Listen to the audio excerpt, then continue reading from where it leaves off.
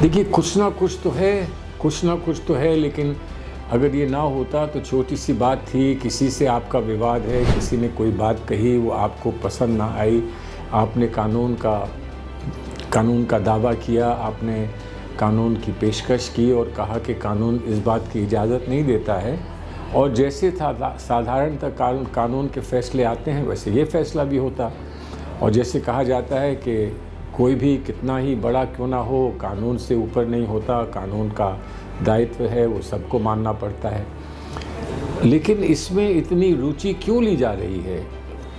बहुत सारे इसके बारे में घटनाक्रम में ये लोग बताते हैं कि इसको पहले ये दावा पेश किया गया, दावा कर्नाटक में होना चाहिए था, कोलार में होना चाहिए था, जहाँ ये बात कही गई थी, जो जिस बात से आपत्ति है।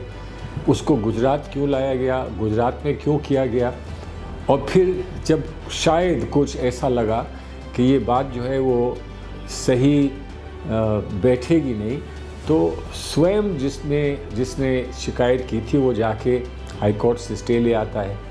फिर लगता है कि यहाँ मामले गर्म हो रहे हैं, अडानी जी की बात हो रही है, अडानी जी पर आरोप लग रहे हैं, राहुल गांधी लगातार प्रहार कर रहे हैं। तत्काल उसके बाद हाई कोर्ट से वापस लिया जाता है कि मुझे कोई आपत्ति नहीं है, इसको वापस हम ले लेते हैं और अब कार्रवाई जो है वो ट्रायल कोर्ट पे कार्रवाई चलनी चाहिए और तत्काल कार्रवाई शुरू हो जाती है। हम सब जानते हैं कितना समय लगता है। इतनी तीव्र गति से कार्रवाई हुई, ये बात समझ में नहीं आई कि एक दिन में डिस्क्वालिफिकेशन आ गया, डिस्क्वालिफिकेशन के 2 दिन के अंदर घर खाली करने का नोटिस आ गया।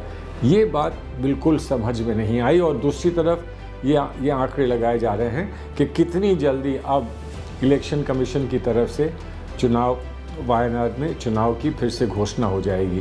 तो ये सब चीज़ें हैं, उससे कुछ लगता है कि ये कोई साधारण जो कार्यप्रणाली होती है न्यायालय की, उससे हट कर ये कुछ है।